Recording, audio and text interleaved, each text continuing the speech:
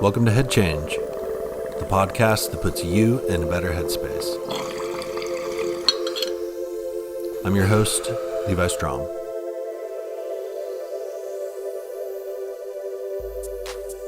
On this week's episode, I speak with brothers Bleezy and Old E of Mendo Dope about how they united their love for growing sun-grown cannabis with their budding rap careers. Shit, we could take it back to the beginning days of, just messing around, doing freestyles and hanging out, rapping with some of the friends, like in our tight circle that we just play around. We'd have a tape recorder. We used to go out on this old back road and smoke out and kick on random instrumentals we find online and just rap to the tape and just having fun playing. Over the time we listened to a lot of Bay Area music, like Vallejo artists, Mac Dre, J Diggs, Doobie, and Reek Daddy was one of those that we listened to. For a while, we had been listening to these guys. And randomly, one of our buddies, Jeff, he was out in, I think, Sacramento, and randomly ran into Reek Daddy at a gas station. And he was like, "Oh, shit, what's up, Reek Daddy?" And Reek was hella cool. He gave him, I think, a couple posters, maybe a couple CDs, and Jeff brought him home, and he's like, "Oh man, I ran into Reek Daddy down there, and he was wanting to get some herb too, because Jeff was like, yeah, I'm from up in Mendo," and Reek was like, "Oh, I'm trying to get some trees or whatever." However, it worked out like that. Yeah. So right away, Insta friends, we call it. Yeah, but also it's like, dude, these dudes are so hood too, because we listen to these are real gangster dudes, really. Yeah, Reek was the gangster of the year, For sure. We're like, okay, well, that's super dope. But we're like, that's kind of sketchy too. Like, was it really Reek, or is he trying to pull a fast one on us? I don't know. Like, but I know the first couple times, I think, and that was in about 2005, I think. Yeah, probably 2005. Somewhere around 2005, and I think it was like Bleezy and Jeff and one of our other buddies. They were the ones who went up there first and actually met with Reek and brought a little bit of tree out there for him and kind of started that ball rolling. Meanwhile, me and some of our friends, we were doing some freestyles and, just messing around. So when they were going up there, I was like, man, it would be so dope to be able to make a track with Reek Daddy for fun. Maybe we could go up and hang out and do a studio session. And so I hit him up one day and asked him, and he's like, "Oh, I didn't know you guys did music. Yeah, come on up. Let's see what you guys got." And from there, man, we went up with a couple of our friends, me, Bleezy, our homie Twinkzilla, and Nick B. So we went out there and got up in the studio. We were blazing fat. Reek was on the backwoods, tough at the beginning. We were still smoking swishers a little bit. He set you guys straight, set you on your path, your life path. Real quick, yeah. Slide once, maybe twice.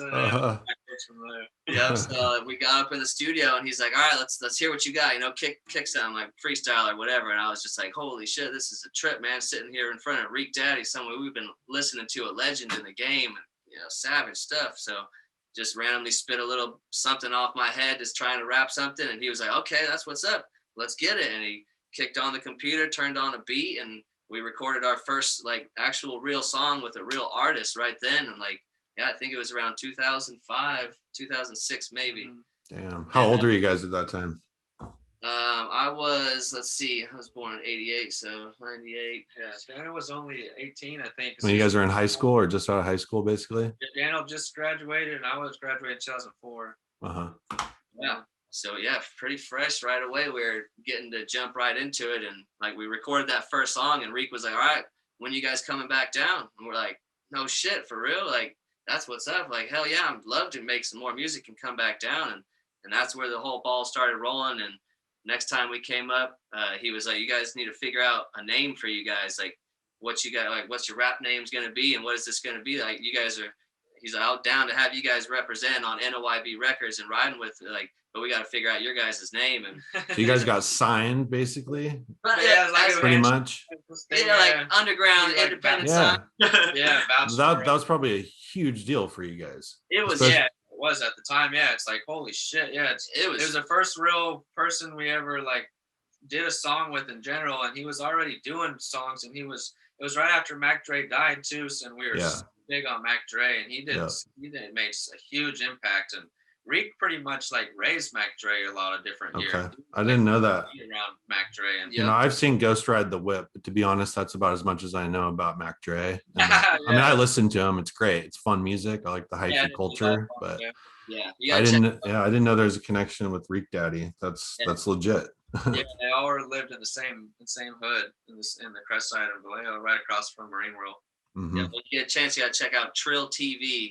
That was a DVD that Mac Dre put out that like went over all the concerts and Yokin and the homies and all. It was a really solid, dope DVD that was stuck in our head for days back in the day. Yep. So from there, like Reek was like, all right, so he's like, you guys. I don't know exactly how it was worded and how it was said, but it was basically like, you guys got the dope, man, and you guys are from Mendo. You guys should be Mendo Dope. So he named you guys, okay. And we're like, damn, that was fast. We're like, yeah. We're like, fuck yeah. We're like, hell yeah, that sounds good. Let's do it. And like at the beginning, we just started recording music with Reek. We'd be going up there maybe like once a week or once every 2 weeks at least. We'd take a trip out there with the homies and we just go sit in the studio and session and record music. And that was like the beginning birth of us getting into the music and starting to learn the game really. And from there, like our first real album dropped in 2009 was with NOYB Records. It was called Welcome to the Jungle. And man, it was so cool to have our first album that actually went out nationwide. It was in the stores, like we could go and see it at Best Buy. It was even like when they had the CDs where you had the headphones where you could like test it. It was in the test spot where you could sample it. You could go and listen. It was so sick. Like, oh, it was in Best Buy. It was like, motherfucker, they got it everywhere. Yeah, it was. And that was Reek Daddy. That was him distributing it too. That was through his. He was distributed through City Hall, which was the same people that distributed Mac Dre, and they did a lot of. I think they did a lot of Burner stuff even when Burner first started coming out. Okay. Pretty much. Yeah. Interesting. And at the time, you know, like we didn't know nothing about promoting, about like marketing, about distribution, any of that. It was like Reek had the connection, like we'll put the CD together and he's boom, I'll get it to this and then it'll get out there to everywhere and we'll start it up. But we didn't know nothing about actually promoting the album. So it's like at the beginning, it actually did really well. And it was like the first month it came out, it was like number 13 in the top 25 best-selling hip-hop CDs of that release time. From the label itself. Yeah, from the Waltz Wax to Watch. It was from the City Hall distributors. So it was super dope. But then it kind of like gradually, it didn't like take off and do a lot because we weren't promoting. We were just, we just went back in the studio. That's the thing, right? It doesn't matter how good the product is. Without promotion, it just won't sell. Exactly. And it's like, and more after the years of us doing this, like as much promotion as we do, we always see it's never enough. Like it's so hard to get promotion to get to everyone around. Like it's hard as hell, especially. And the timing sometimes and things that are out of your control too, just tastes, you know, and what's popular. And you might have recorded a song and not even thought anything of it. And then it just hits at the right time, you know? Yeah, it's very interesting how the random this shit works out. That's why you have to just keep doing it and keep creating because you never know when something's going to hit. That's we never went into like where you get signed to a big label and they push your single and on the radio and you do like never had no radio play or no big push or no real like music video even or anything like that. So we feel like we just keep working until we get such a big catalog. And we have eventually some of these badass things and a couple songs here and there that and you're perfecting your craft. I mean, you know. Exactly. Yeah. That's the point too. Is you have to, whether you're a stand-up comedian, a musician, a grower, it doesn't matter what it is. If you want to be at the top of the game, you have to do it every day. Yeah. All the time. There's just no shortcuts. You know. For sure. Yeah. So much time into it. Yeah, we've made a lot of songs. That probably like 1,000, 2,000 songs or something. There's so many that aren't released for a while. We're making a song every day. Yeah, I mean. Yeah, pretty much right after that first album dropped, and like we built our little home studio in the back of our mom's house, and that was like, you know, fresh out of high school, and like there wasn't too much to do around here in Mendo. It's really kind of boring spot, you know. There's not like crazy a lot of people, big old parties. Like there was some stuff back in the day, but it got kind of disappeared pretty same fast. people. Same scene. Like, what's going on? And boom. Okay, we're bored. Yeah. So that drove us like boom. We were in the studio all the time. We were recording song after song. Like randomly wake up in the morning, it was just boom, go right to the studio and come up with a random concept and just make a song. And that was like definitely trying to perfect our craft of just recording and just having fun doing it. And from there, like we ended up getting our own distribution deal with Orchard, which is like gets it onto iTunes and everything. So at first we went through another label and had some things start, but gradually we built up and were able to get our own distribution label where we could put out our own music online and get it spread everywhere. And so we just continued to make music. Over the time of working with Reek and these guys, they did straight up gangster music and like hardcore rap stuff, which we grew up on. We love that kind of stuff. But sure. as us like starting to get more into the music and figuring stuff out, we had to like, especially Reek, he pushed us to like find our own lane of like, you guys need to get out there and find new fans. You need to make a whole new thing. Like we have our people over here. Now you guys worked with all of us. You've done this. Go like spread it out and do something new.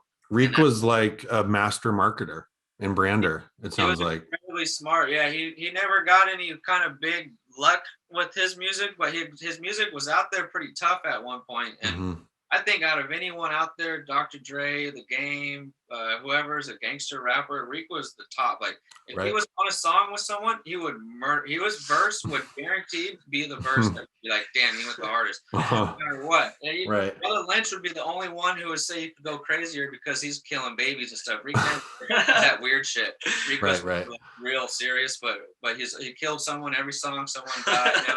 No matter what the song was, we try to make a weed song and do something. It's like slide, and he would still be crazy because that's just Reek and that's what he did. Like, but he was so clever too. His bars, he had a very standard way that he would write that he kind of like got all of them like figured out how to like write verses and put together songs and hooks and stuff. And Reek was his one-liners and his stuff he would say would be so funny, and you'd just be dying laughing and like the most raw stuff. And he grew up with all the guys like talking shit to each other on the streets just for fun, just singing on each other. So like if he wasn't ever like a freestyle battle rapper, but he almost could have been like the rawest freestyle battle rapper. Right. Yeah. Come off the dome was the most meanest, craziest shit. You just laughing in there. They would talk so much shit to each other, and we would like try to say something every once in a while or want to. We're like, we can't even compete. Like they're so good at it. Yeah. They're professional music artists. Of course. Yeah, I can see that. I mean, that's how you kind of develop those skills, right? I mean, the rap battles are an important part of developing your skills as an MC. I will never do it because I'm not going to embarrass myself, but I am a songwriter, a lyricist, and obviously there's a lot of parallels. And but rap, I love rap. Like the kind of music that I make guitar music and folky shit. And when I tell people, like, they're like, "Oh, what are you listening to right now?" I'm always like, I pretty much am just listening to like rap and reggae. That's pretty much like all I listen to. And everyone's like, "Really? Like, don't you listen to the folky stuff?" I'm like, "No, I play enough of that stuff. Like I hear my own shit enough. Like I'm open-minded musically. I love it all. Like I like jazz, classical, but rap is probably my favorite genre. And I think it's the most innovative currently. I haven't heard rock and roll do a whole lot that innovative in a long time. I mean, I don't even know since when, Nirvana or something, Really? I mean, one guy like who was the guy I listened to that's kind of, I guess, pretty rocky to say. It's the Gary Clark Jr. Yeah, Gary Clark Jr. is good. He's had some songs that I'm like, damn, this sounds sick. Like it's kind of newer or different, but very far and few in between. Yeah. Yeah, and the beats, right? I mean, it's like it's the perfect medium because electronic music and EDM is so huge, What you could do with it. Yeah. And you can't sing over it. That you can actually, but it's just like custom made for rapping over, and whatever the new sound is, whether it's dubstep or whatever the new thing is, trap, like rap will always be ready because you can just rap over anything. For like sure. rap is here to stay. Like it's not going anywhere. But anyway, I didn't mean to interrupt you guys. Keep going, please, because this is an amazing story. Yeah, I mean, yeah. So like getting into the that music with Reek and them, we would be doing the gangster music too. We'd have to fit in with like saying some raw shit. We were fucking around doing this crazy stuff, but over the time and Reek pushing us to get in our own lane, like we wanted to start really. We're like back in the day, we weren't really. It was always like against the rules to talk about like your grow and like showing people your garden and, oh, look at these huge plants I'm growing and I'm doing all this and this. Like it was supposed to be secret. Right. So we didn't really talk about it much in our music.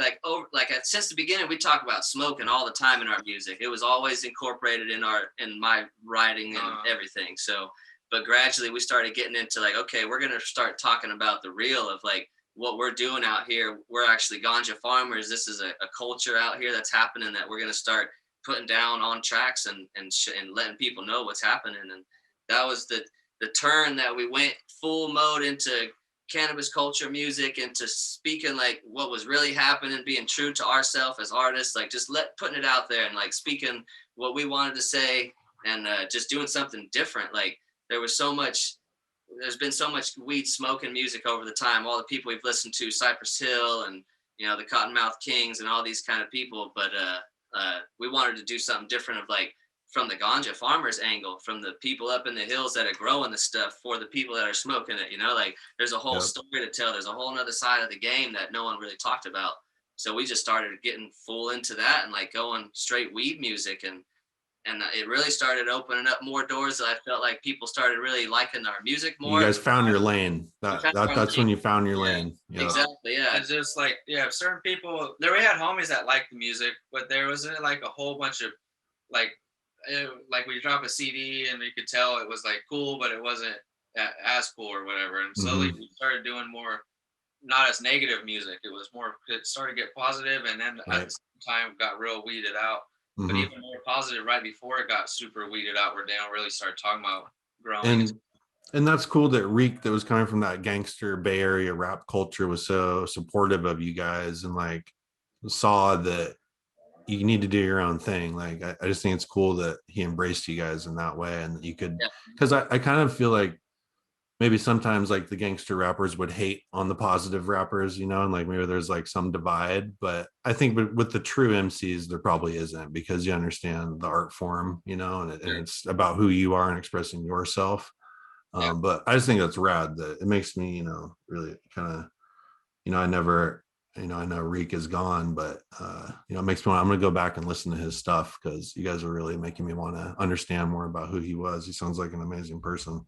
Yeah, it's pretty crazy. It's so trippy to think about it, what our career, our music would have been without Reek. It was totally different. It would have been a whole nother, we've learned so much besides the music, of just how to be in the community of music, and then to do our own thing too, because we hung out with a lot of different people, and that would come and go to the studio, and Reek would be like, he ain't coming back.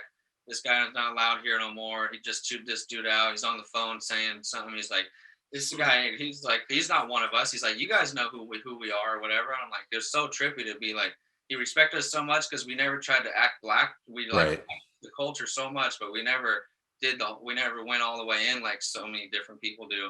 Yeah. There were so many different times where we saw it in the studio and around Reek, where he's like, we'd always get the pass, because he was always stoked that we didn't act like that. Right. Yeah. And I think it comes through in your guys' music too. It's like, being a white rapper, there's always going to be some baggage, right? And people, you're always going to get some haters every time, But honestly, like all it takes is listening to your guys' music or hearing you guys talk for 5 seconds, and you're like, oh, these guys are just being themselves.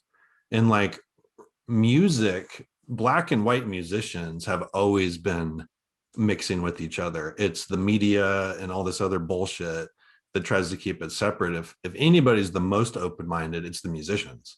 Like even going back in the day, white musicians were crossing the tracks to play with the black musicians, there's always been that interplay. Yep. Super true from the beginning. Yeah. And we've always, we've had it's never been different to us. People are always been people.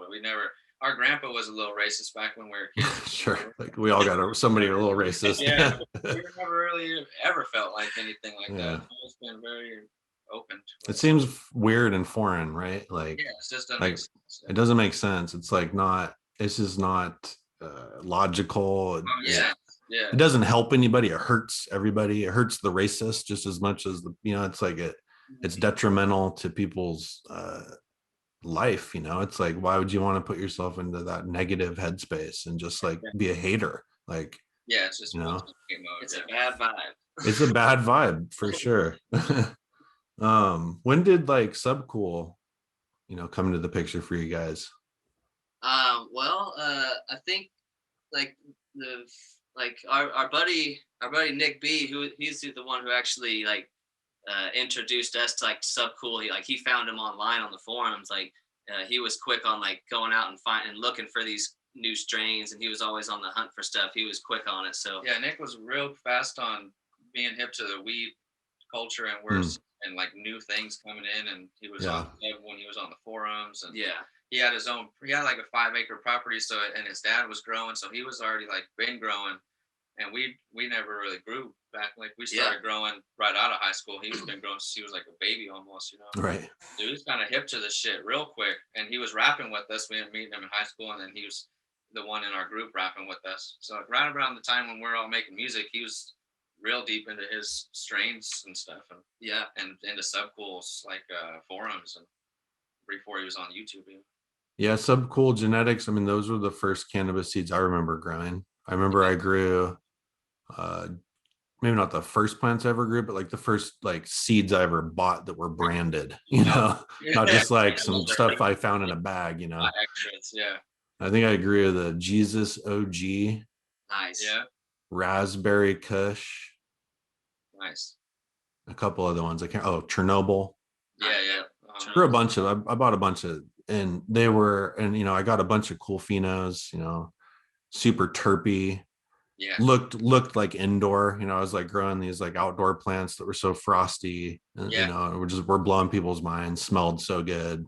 You know, jarring up little small batches in the half-gallon mason jar and curing them and popping them open for people, and people just be like, "Oh my fucking god, dude! Like, you just grew this shit in your backyard, you know?" And like, I think he had like a haze that he really liked to breed with. I think that had just that amazing haze, like kind of old school sativa smell that kind of became the backbone of, you know, Blue Dream and Tangy and that kind of whole line. And you guys know more about the genetics than I do, but you know, Subcool is really important, I think, to the California and to the whole cannabis, not just Cali, but the whole like cannabis community globally. Like, I think his genetics have made their mark. You know, like forever now, there's always going to be some strains out there that have that Subcool lineage in it. It's really badass to see that. Even after he passed, you know, he had a lot of controversy and stuff before he died and stuff, but after he passed, almost every big seed breeder had a post about how they soaked up game from him, and they were kind of where they are because learning different things from Sub, you know, how he did the shit. He was one of the first for sure. Paved the way. It opened people's minds that it could be done, and some of these people are, you know, murdering it right now with seeds. And I've had a lot to do with that. From a seed, you know. And you know, you guys know I'm all about the sun grown, but I know you guys do. I know you guys fuck around with some indoor too, and I embrace all growing styles, but I think like you guys, I believe that full term outdoor is the best cannabis in the world. I think you can get more consistent quality from indoor, but the best cannabis in the world is outdoor full term. Would you guys agree with that? For sure. Yep. Why is that? For people that like, I'm down here in SoCal, and I you know, people are snobby and they want indoor, and I kind of get it if you really care about how your weed looks, I guess, you know. But why is sun grown better in your guys' opinion? I think it's because it's the most natural way the plant could grow, and the sun is a huge difference to what makes a plant do what it does. And then being in the ground does another extra something too. So there's like being natural, not forcing anything, getting the sun that will never be recreated, and then the triple whammy when they're in the ground and are tied into the earth and the roots, and everything's kind of, they all know each other. They're all there. They're all working together. All the microbes, all the stuff. Makes the plant come to there's a different level to it.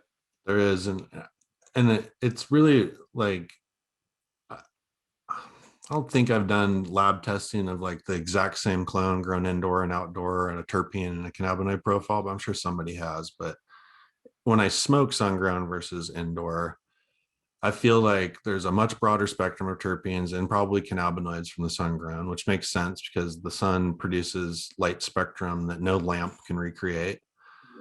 And with indoor, you actually get kind of lower terpene profiles. Like most OGs and stuff you buy have pretty low terpene profiles. Have you guys noticed that? They're like usually between 1% and 2%. Yeah, That's like not really what they're about, you know. No, It's a little different.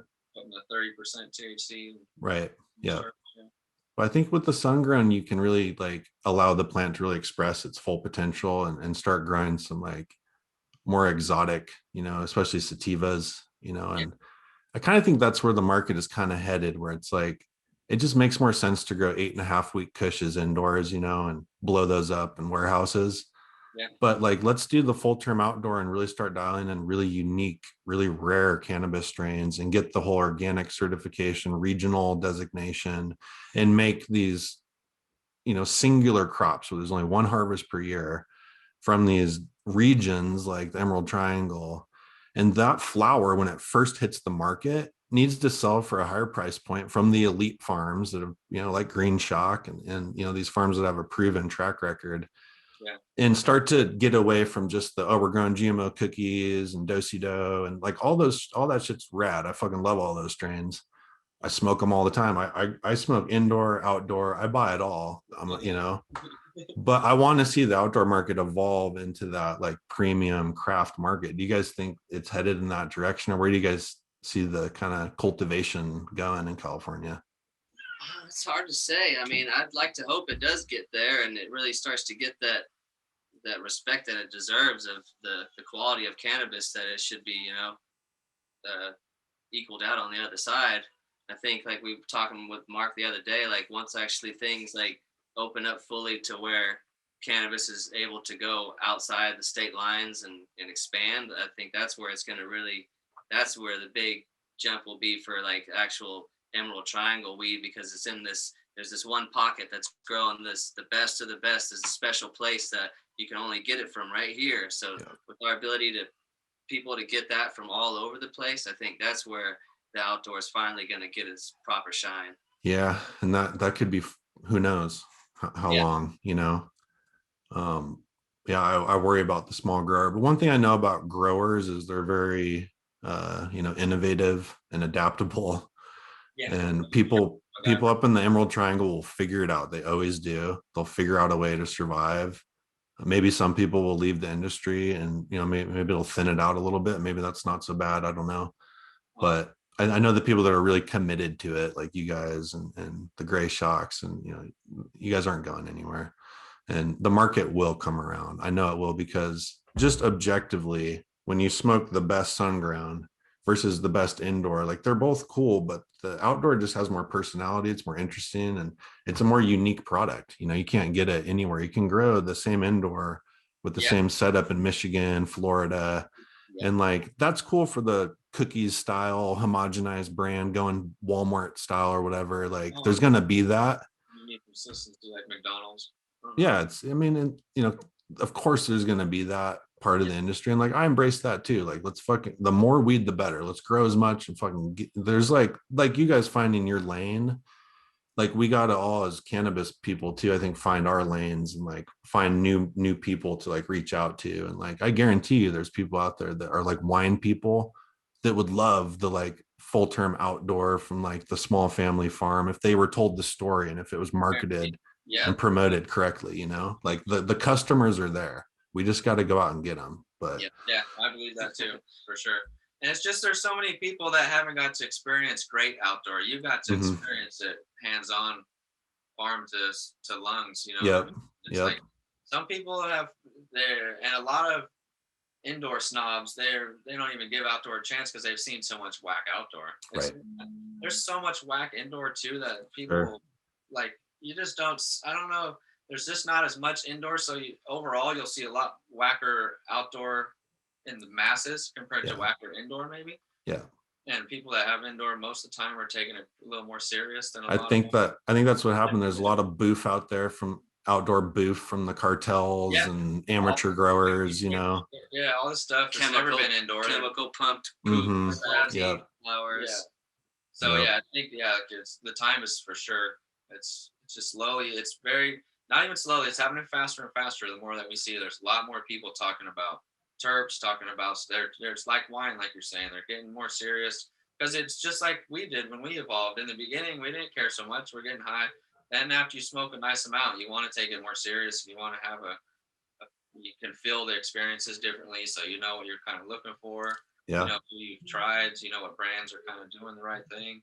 Yeah. It takes a long time for people to learn what we've learned over the time too. For sure. Yeah, I'm still learning every day. You know, yeah, like you never stop. So it's, it's when weed first went legal here, like we had a homie in when I was a senior, he was 17 and his mom got him a car before he had to be 18, and for a lot of things. It was 2004, 2003, and when we were first going to the clubs, you know, it took quite a few years to really go into the club like a real, like, you know what you're doing, you know what I mean, not just going and being amazed. Right. And, after this 2018 legalization, everyone got caught in the amazement, and then there's a lot more tricks, and people are smarter with the big companies and the branding. But now, after a couple of years, all the consumers they're getting smarter and smarter, and they've tried things that have changed their mind too. Like at certain clubs, they say like, oh, there's certain people want to buy the highest THC.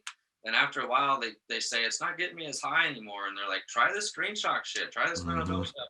And they come back and they're like, holy crap, I'm so high off that stuff. What's going on? And it's just something new to you. It's like the outdoor, the indoor, the terpene levels. It's so cool that people get to finally see that. And it's so hard to get it in the club for these people to experience it, to know they want to get it. It's like the club, a lot of different club people that own clubs don't give it the chance, especially sun-grown. They don't give sun-grown growers the chance to get it to people to try.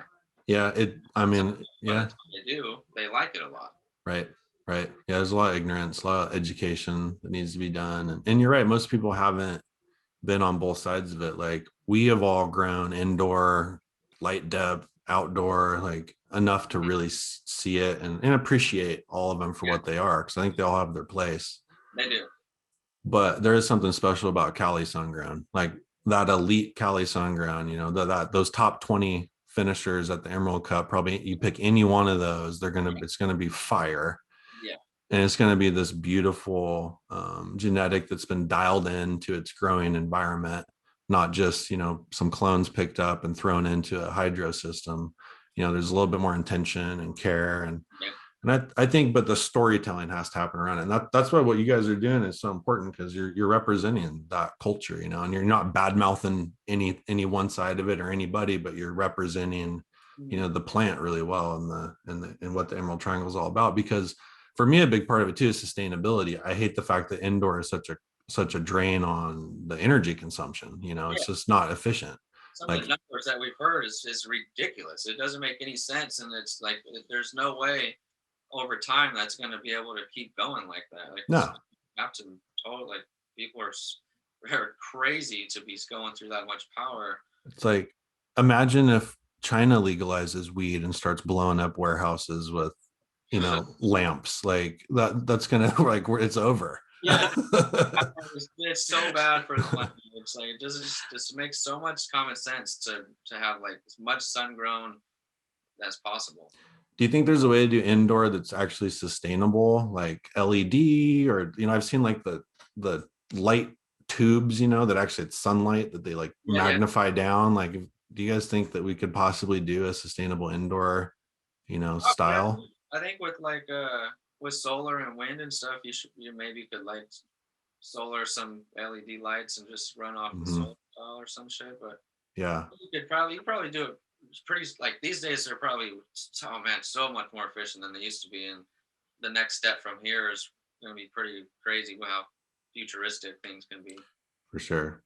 I think the whole light depth, I think the mixed light depth, like what they're doing in Santa Barbara County, you know, with some like LED supplementation or Govita supplementation, but, you know, 70-80% sun powered. You know, like this local shit. I don't know what you guys think about local, but I've been smoking this Point Break from Local, which is Santa Barbara. It's fucking fire, dude. $25 an eighth, fire. You know, like smoke that all day long. It's really good. And then of course I got my green shock and all my good sun ground. But I like the greenhouse. The stuff that's coming out of the mixed light depth looks like indoor. I mean, it's got, if you like that frosty, Yeah.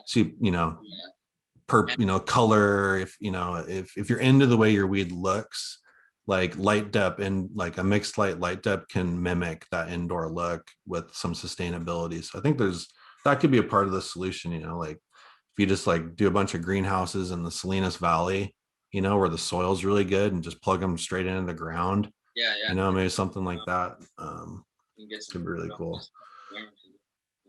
What else do you guys think makes like the Emerald Triangle so special? Like I always think that, yeah, it's partly the climate and the environment, and good soil and good water, but it's like, it seems like it's more the culture, and like just all the brain power that's up there. Like, is that how you guys kind of see it? Like why did the Emerald Triangle become the Mecca for cannabis? Yeah, I mean, there's for sure so much with environment. This is like what we've always said, but there is, if you want to go deeper into it, weed picks up so much energy and vibes, you know what I mean? Even like this year with the Emerald Cup, with the Green Shock, with Mark getting the places that he got, hella the descriptions for the weed that placed like first and third and some stuff where like the weed gets me giggly, it makes me have a very good vibe. It's all the shit that we are doing while we're in the plants. None of us ever have these weird vibes. It's always good vibes with all the plants up there, and it's like all the descriptions were hella trippy to hear because it's like exactly how we are. We're always having fun in the garden. We're always laughing. We're always doing stuff. And then somehow they get the same effect from the high. It was translates into the plants. Obviously helps the plants. There's been plenty of studies to prove that. Sure. And bird noises and all the noises in general actually help the plants like a lot. Yeah. Way more than we know still. No, I know I'm with you, but I know to a lot of people that sounds like some crazy hippie shit. Like, like it does kind of, like the bird noises and stuff. But I think if you think about it evolutionarily, like the cannabis plant, that's what it's used to. Like it's been growing for millions and millions of years on the planet in that way. So like, of course it's gonna like prefer that to like being grown in a prison, in an indoor garden, just makes sense. Yeah, there's a lot. And even like with the bird noises and like animal noises and stuff, we're starting to record a CD called Sounds of the Garden. And it's gonna be a 1 hour long thing that's gonna have like 30 minutes from sunrise, 30 minutes from early afternoon, evening, and midnight or something. And the more that we started putting this thing together, the more research we did. And there's other people that have albums and have like, for big farms, they have speakers that they play all kinds of different insect noises and bird noises at different times of the year. And it's like, and in greenhouses and indoor rooms, they do this, to try to mimic outdoor and stuff. And it does a lot. There's certain studies were like incredible. It's like, it goes super deep. And I never really got that deep into it till we started getting this soundscape thing going. And it's crazy how much further you could still learn and go into it and see exactly what's happening. That all makes outdoors so much different too. They have to fake it at these big gardens. You know what I mean? These are big gardens they're using these speakers and technology with.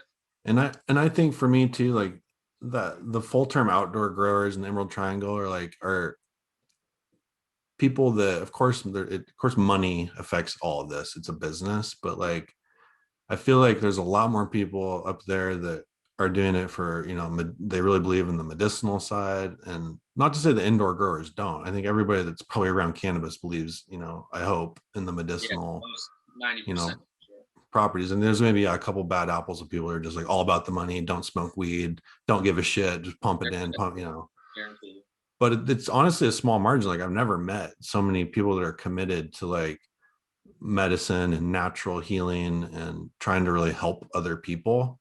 Like when I broke my neck in 2011 surfing, people were giving me pounds of weed, like just to help me out, like, and that's how I started Awaken. Was like I had so much fucking trim and small bud from people, like garbage bags full of it. And I was like, what am I gonna do with all this? So like I gotta start turning this into something. But people were just so generous and so cool. And I've always felt that like if you smoke weed, you're instantly like, you have something in common with me and like this community of people that crosses all racial lines, class lines, like everything. Like it breaks everything down instantly. And I think that there's some like, yeah, like kind of like you're saying, there's something in our own biology that connects with that, and it restores us back to nature, you know? Yeah. Like we're all stuck in these fucking weird kind of prisons that we've built around ourselves. Like we're supposed to be outside. Like we've literally boxed ourselves in, you know. But I think cannabis and mushrooms and all these natural things like take us back to like who we really are, you know. Like this is all new, you know, like we are like plant people and earth people and stuff. So ice water hash, can we talk about hash for a little bit? Because that's how I remember first being introduced to you guys was Emerald Cup 2015, I think 16, something like that. And you guys just cleaned up, I think, for ice water hash in the solventless category.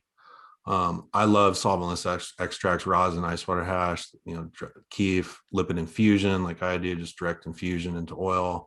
Anything that doesn't require hydrocarbons and solvents. Not that that's necessarily bad. That's cool shit you can do with that too. But I just love the pure natural approach of solventless. How did you guys get into like making solventless extracts and all that good stuff? We you know, we used to make it back in the day for fun. Every once in a while, like towards, I don't know, maybe like 2013 or something, we made a couple batches that were incredibly fire, and it was like, man, I can't believe what you could do. Every once in a while, someone would show us something too, and we're like, man, you made that with ice, with the hash, you know, with the bags or whatever. And a lot of times it was pretty poofy though, and we were just making it to sell it, just to clean up our stuff. Yeah. Once in a while there were some winners, and then we started doing the concerts, and we went out to Rhode Island for, right? Or did he come here?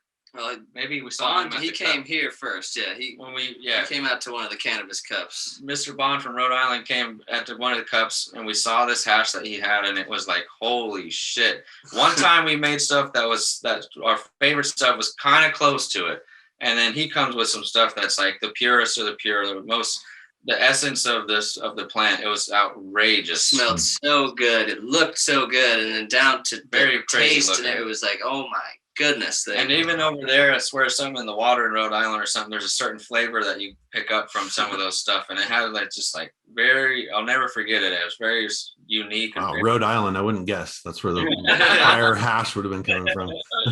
Right, the master hash. You never know. Fucking crazy.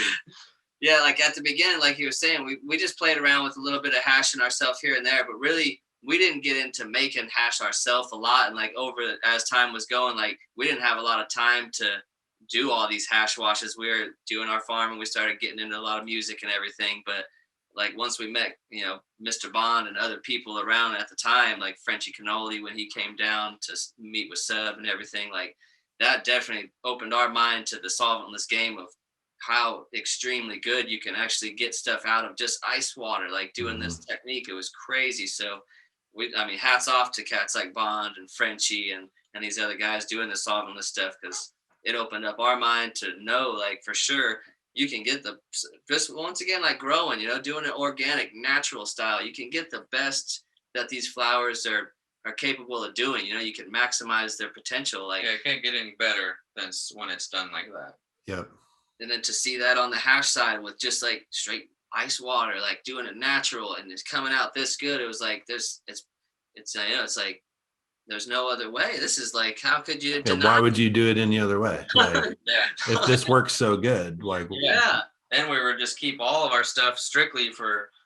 Then once we started getting teamed up with Frenchie from meeting him with Sub and stuff, we started bringing all our stuff to Frenchie, and we're like, Frenchie, let's do this, dude. He'd just be making all kinds of cannolis, and then he started doing the temple balls, and such a cool style, and so cool, like meeting him and talking hash with him, and him working on our stuff and telling us about what he saw in it and how it did so good compared to so many people's stuff. And it was like, it's so cool to hear, and like stamps things. Like once we got into the hash mode, it like really stamps your growing skills too, of like what's really going on at a microscopic level of right. Yeah, to kind of see the concentrated version of your plant. Yeah, how good you did harvesting it and taking care of it after it was done growing too.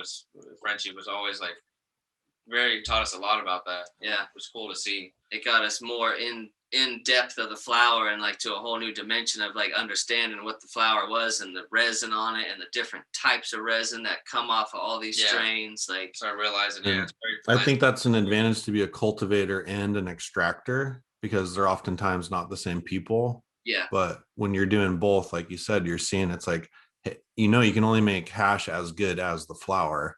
Yep. So you're going to be extra careful with your flower. If you're making it hash, especially for yourself, and you want it to just come out bomb, protect the plant. It's like you see people like, and unfortunately, it does happen a lot in outdoor grows. They're rough with the plant. They get thrown around a lot. Because there's so much of it. You're just like, fuck, just throw it, and you start but it does damage and bruise the plant. And once you extract it, the quality of your hash or whatever product you make from it is going to be slightly less potent or slightly less quality, because you didn't handle it with care. And it's just amazing the amount of finesse and care it takes to produce the highest quality product at the end result. Whatever you're putting in your lungs, the amount of love and attention and care, it cannot be faked. Like for sure. Yeah. Maybe it can be automated to some degree. We'll see, but I still think that just like personal touch and like, small, craft farm, is unbeatable, just like the small craft extractor, it's like once you scale it up, it's just the quality is going to decrease a little bit, at the best, it's going to decrease a little bit and most likely a lot. Yeah. You can't give that same love and attention once it gets so big. It's like, yeah. I mean, when we did that when we got third place at the Emerald Cup that year with the hash with Bond, it was a giant plant. It was a big old grease monkey plant, and it was like a 8 to 10 pound plant easy. And Bond started getting us to do the nugs. We were doing hash with nugs now at that time, like the year before we started trying it out. In the beginning, we're very skeptical. We only did hash with our shake. We're in our small place. Yeah, we're flower. We like our flowers. No way we're taking tops to do hash. And he slowly talked us into it, and then we started seeing. And then really the third place at the cup was when we saw like, okay, flower buds are special. It's worth doing it. It's not a waste. Were you guys working with fresh frozen at that time, or was it cured bud? Yeah, that was fresh frozen. Yeah. Mom started at the same time getting us on the fresh frozen. That was a big revelation, I remember, for me in my world, because I was growing at that time. And once we figured out, I wasn't making hash, but my buddy was. And once we started making fresh frozen, I was like, oh shit, this is way better. It's crazy the difference that it has to keep that that time frame there. It's nuts. There's a special that first fresh smell of that flower to capture it like people can now. It's so yeah. I'm a big fan of all the live, all the raw extracts, especially, just so terpy and so delicious and non-decarboxylated. I know Frenchie likes to decarb, I think, just because for his style it works better to like break it down to THC from the THCA. Frenchie's a real character. Do you guys are you guys still making hash, or where are you guys at with that right now? Right now we're really we have one batch that we like with our personal stuff. We've been making a couple things. We work with Pezbro for our personal stuff. And we had some recently. We did a couple different things with one of our new strains, Spumoni Kush from the album. From that, it came out real nice, and it was so funny. His wife came in the washroom when he was washing it. And she's like, "What is that smell?" And he's like, "What do you think it is?" And she's like, "It smells like chocolate and nuts, and some of it's like Spumoni ice cream or something." No way. We don't even know what Spumoni is, so we have to tell him what kind of like it's an ice cream. And she was like, "It smells like Spumoni in here," and it's funny too because it's a vanilla cross, but it does turn into like this chocolate ice cream. I don't know. It does some weird little backwards thing too. But it was fire rosin. We did a couple things with some indoor stuff, testing out some strains. And then with the permanent side, we did a collab with Pressure Rosin. They're kind of a new company that is starting up that Terpogs and Skittles and them are working with. So they brought us in to do a batch of stuff to bring to the market. It's just about to hit the shelves. And that's with the vanilla kush from the outdoor from the Green Shock Farm. Nice, sick. So that'll be Mendo Dope branded, like collaborative branded with terp. And that's fresh frozen too. And nice. Vanilla kush is a special strain. It does incredibly high yields on the hash wash, and it's just got such a pure vanilla vanilla bean flavor.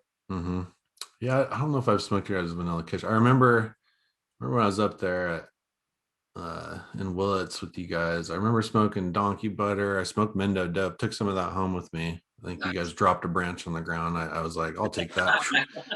I think it was the Mendo Dope. It was super loud, super gassy, reeked. It was awesome. It was like Jeannie hated it. We all loved it. It's kind of bro weed, that like super loud, obnoxious skunk gas. Like I fucking love that stuff. Like more, and you could tell like with Green Shock stuff. There's all the girls make the best reactions when they smoke stuff. The fruity. Yum. We're all over here. Where's the gas? Like, this is cool. Yeah. They just jizz on it. Yeah. That's why my favorite is the blend of both worlds. That's why I think.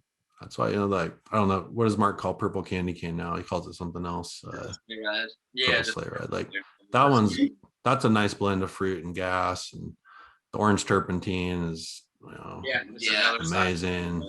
Yeah. Such good flavors though. It's cool you guys are collabing. It's never ending, the flavors and it's never ending, huh? There's some such cool new ones we're looking forward to this year that. Since we've been working with Mark, we brought in a couple of different exotic genetics gas stuff. So Mark's crossed last year some lemon drip males and some grease monkey males to some of his stuff. So it's going to be very interesting. Yeah, it's cool. I think you guys kind of bring in some of that, for lack of a better word, like urban style weed. Yeah, some of those louder, gassier. The streets kind of want, and the streets are turning into the clouds. Like Cookies does so good because they're so focused on the indoor super fire hardball like street style weed, you know what I mean, that rappers like, and now that's came into the mainstream so hard all the cakes, right, like ice cream cake and wedding cake, and they're delicious, using the runts now, and runts is pretty good. I smoked some of that recently. I didn't like it at first, and then I got like, I think it was like Farmer and Felon or something. It was like some smalls, but like after a couple of joints I was like, all right, actually this is an interesting strain. Like I get it. We were the same way. We first smoked the runts, we're like, I can't believe people love this shit, or what is the hype? And then after a couple different styles of it, there was like, okay, I see why you guys like it. The cakes are cool. I like it. I'm a fan. I'm more of an indica guy than a sativa guy, I guess. I love it all. But like I typically like smoking indicas or indica hybrid leaning stuff, and just because I like the chill, relaxed feel of it, and I do smoke for pain management, so I like that kind of narcotic effect. And but I love the sativas too, and like it's just, I know there's so many flavors. Like I grew full term outdoor guerrilla style for 3 years in Big Sur. When I first moved there, it was like 2004, 5, 6, 7-ish. I was growing like guerrilla style before we went up to Mendocino and started doing 99s. And we would pop so many seeds out there in the wilderness, male, and you'd have to go out and clean up the males and everything. But we would see so many different flavors because we would grow 1,000 fucking seeds, and you would come, you don't have one plant of each, and a lot of them were kind of similar, but we'd have some outliers. I just remember smelling some of the craziest stuff, like flavors that are just wild, like there's so much room to grow. Like I have so much faith in the cannabis industry because of two things. One, I know that the growers and cultivators are going to continue to create new and amazing strains that are going to just blow people away. And then the medical science is going to catch up to how powerful this is as medicine. So like those two things are going to converge, and like cannabis is as a lifestyle and a culture, and like it's going to get so good. It's just like everybody's going to be smoking great herb all over the country.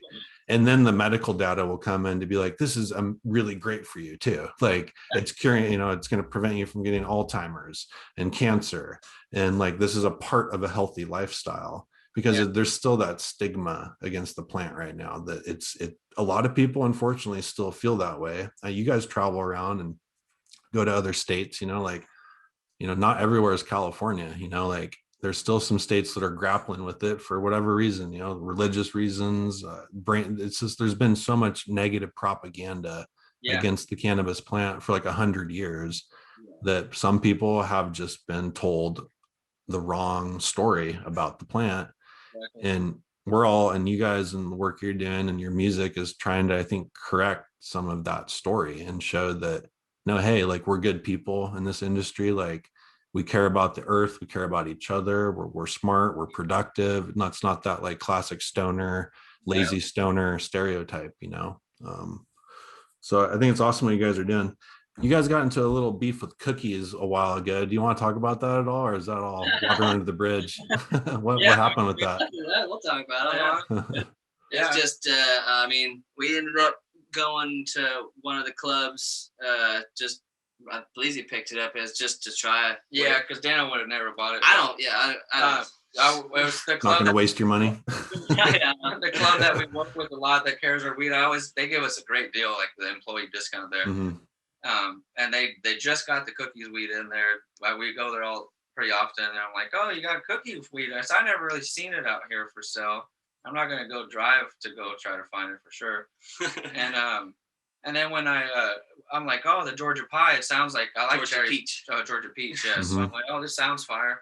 And so I got an eighth of something else and an eighth of that, and I come home. And how much was it? Like 55 an eighth or something? Yeah, it was 80 an eighth, but 80 an eighth without the deal.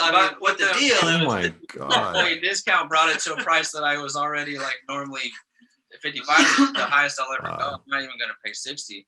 Like the connected stuff and that stuff, there's connected Alien Labs cookies are in that price range. Sometimes homies buy that shit and I open a jar. I'm like, damn, you got ripped off $70 an eighth for small buds of whack indoor. Like, what the hell? But not all. And they got some fire too. But cookies, I bet, has some fire too. But not this day. Georgia pie. We open it at Georgia peach. Open up the bag. Super happy to try it too, because we were like, we never try it. We're ready to do like a critical test on it. Yeah. Like a cup. It was a cup entry. It's a competition. Let's see what they got. Go. Visual inspection. Pop it smell test. A couple nice nugs, dump it out, and smelling then it. Daniel just goes to break to smoke, to roll the blunt, because he rolls all the blunts. Most 90% of them, he's so fast. And he tells me there's powder. I'm like, what are you talking about? I'm like, dude, there's powder. I see powder mildew right here on this leaf. Like, no, there's not. There's another one. Let's look at this other bud. Here's another piece. Like, no fucking shit. Like Georgia powder. Those little leaves that they can't get all the way, where they cut it right at where the pod. Yeah. And that still got powder, and that's real close to the bud. So if that leaf had powder. The big leaves. The fan leaves had a fat amount of powder. That room was noticeably powdery when it got harvested. Yep. And it's not like Burner grows all the weed or can keep track of whatever the fuck's going on. There's millions of things he's got going on. But so we put online, calling it out, because it's just, we've been waiting for this moment to smoke it, and then also heard so much shit about it, and we haven't been on the hype ever about it. So it's like, okay, let's put it out there and see what. We're gonna speak the truth. We're gonna educate the customers and let them know. Like, so many people, it's like for a lot of things, there's so much big marketing going behind these brands that people don't think twice to even examine the flower. They just like, oh yeah, it's gotta be the good stuff. And a lot of people might have smoked that and been like, oh, this is fire. It's so frosty. Yeah, my pistols right here. Yeah, we've smoked powder many times. Sure, everybody that's grown definitely has. But it was just the fact that it's like, man, this is cookie brand. It's in the club. It's expensive as hell. No excuse for that at that price. Yeah. Jocks it so hard. So we wanted to put it on blast. Yeah. So put on blast. It's probably like Saturday or something when we put it on blast. And then I think we saw, maybe it was like getting a lot of different funny comments, hella different. It's so funny to see the controversy. Yes. We stir up shit every once in a while and see what fans good. They got good things. They do. Yeah. And then all of a sudden, I forget who said it. Someone said Reckless or something. Reckless. Our homie hit us up and was like, "Oh man, did you guys see Burner put up a post about you guys or said something?" And we're like, "No shit, really? We hadn't even been online all day yet." We're like, let's go check it out. Yeah, he straight blasted us. Yeah, and hella shit like.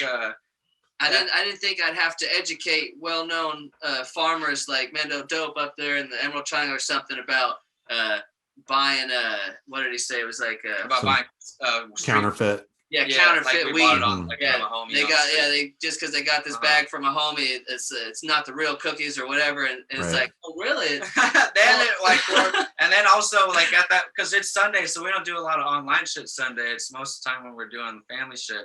So we didn't get to it for hours, and then we go to our page and it's hella comments, and then hella Burners fans are talking shit to us. Yeah. And Burner has like a emoji of popcorn, like he's waiting for us to respond. He's been waiting all day for us to that shit's going down, and we're like, oh, I don't even know. And that's so perfect though. He's getting us too, so he's got like a DM he's waiting for us to reply to about what's going on. And then when we saw his post blasting us like that, we're like, oh, okay, so. Then we had to comment back and say, no, this is actually from a club. It's a real. We got the receipt. Yeah, this ain't street weed. This ain't a bag off a homie who just whatever. Fake. Right, and you guys like posted your receipt. I remember, right, to prove. Yeah. And then Burner was writing in the DM. So then we were writing in the DM for a while and saying what happened. He was like, he's been pretty chill and he's real on top of figuring out what was going on. And then I was being real. And I told Daniel, I said, it's going to go two ways. Either it's going to be a real problem with Burner now and a lot of his fans and us, or Real is going to recognize Real and just realize that we're just calling out Powder, that it's not like we're necessarily talking shit to you, but we're going to put it on blast still. It's not like we're going to hold our mouth for you. Why would we not say something, Yeah. So then we talk about it for a while, and then he realizes it actually did come from him. And then Seed Junkie was also writing us talking shit for a while on DM. What was up?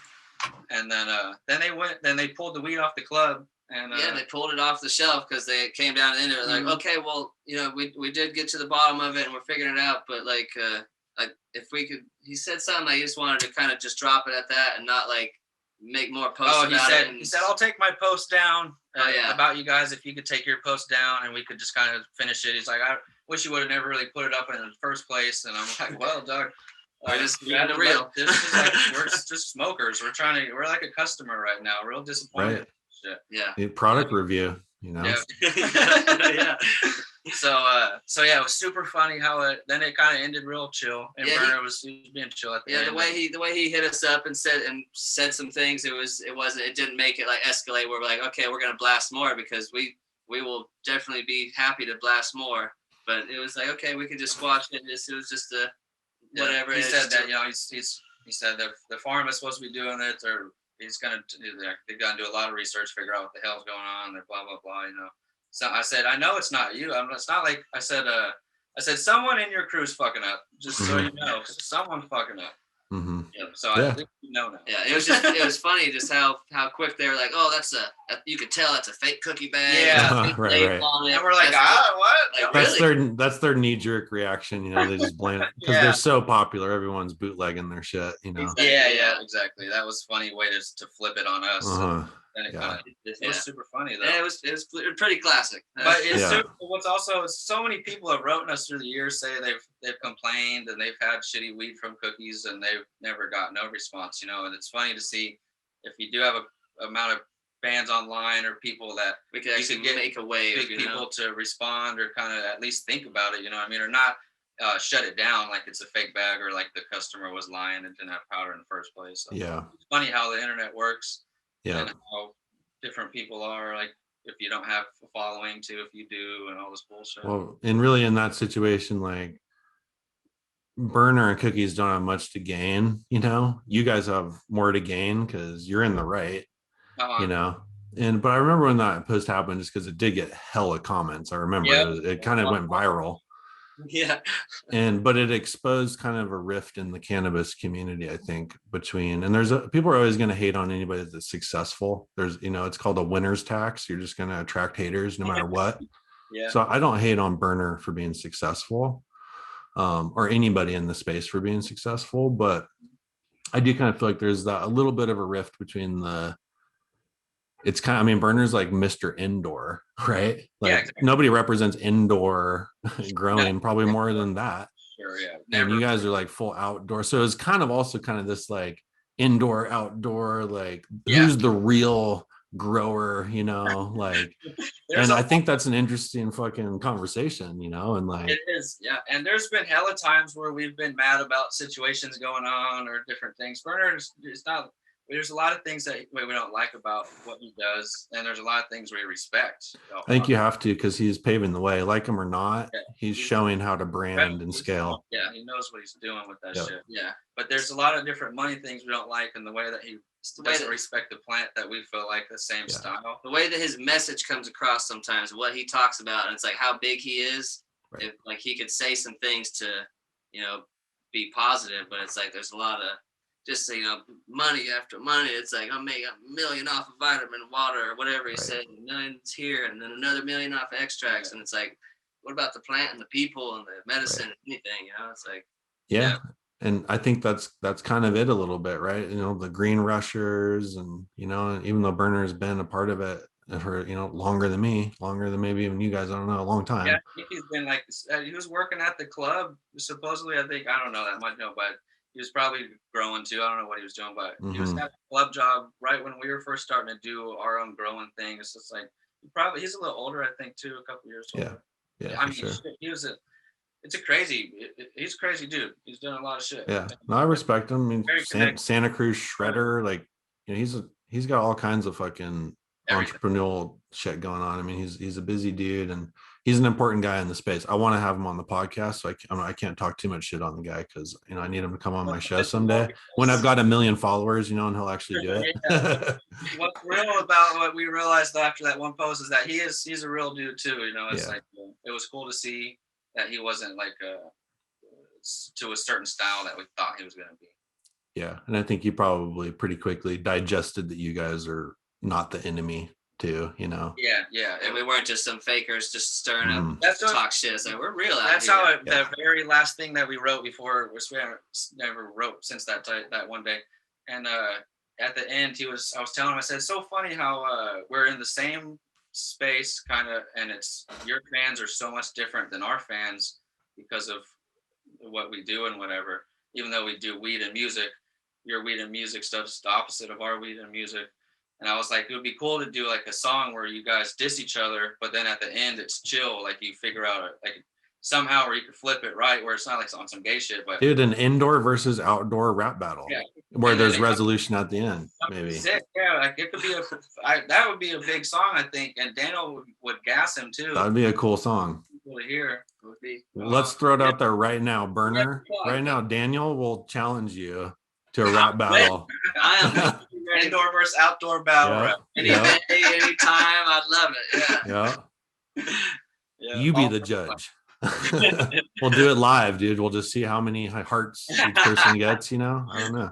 That'd be so sad. No, I think that's good. I think that's an issue that the cannabis industry needs to resolve. I really do feel that way, because the whole indoor outdoor argument is just stupid. Like, it's all about the plant. It should be, you know. And I feel like there is more ego on the indoor thing though, because it's all about like your newts and like, you know, it's all you, it's sealed room, it's all everything you're doing, rather than working in harmony with the natural environment. And there are kind of two different mindsets, you know, and it is what it is. But anyway, man, I'm gonna let you guys go, because I know you guys are busy, and I really appreciate the time you've both taken to you know, be on my podcast. Bleezy and Old E, Mendo Dope, new album out, Live in the Gardens, season 4. It's fucking awesome. Highly recommend it. Green Dope Project, which is, you guys got a new season on YouTube as well. I haven't watched the new season, but I can't wait to watch that. And that's the collab with Green Chalk Farms, where you guys are filming the whole growing process. It's a full outdoor documentary where we cover it from the beginning of planting all the way to harvest. So we're on season 4 now. And the first episode is out now on YouTube, and the next one's coming real soon. Sick. Awesome. How else can people find you guys? Website, Instagram, social media? You can find us on Instagram, Mendo Dope Boys, Facebook, Mendo Dope, and then YouTube, the Mendo Dope YouTube channel, and our website, mendodopemusic.com and mendodopefarms.com. Thanks for joining me today on Head Change. the podcast that puts you in a better headspace. I've been your host, Levi Strom. Full transcripts of today's episode are available on our blog at awakenedeveryday.com. If you'd like to listen to more podcasts like this, you can join the conversation on Anchor FM and YouTube. Until next time, peace.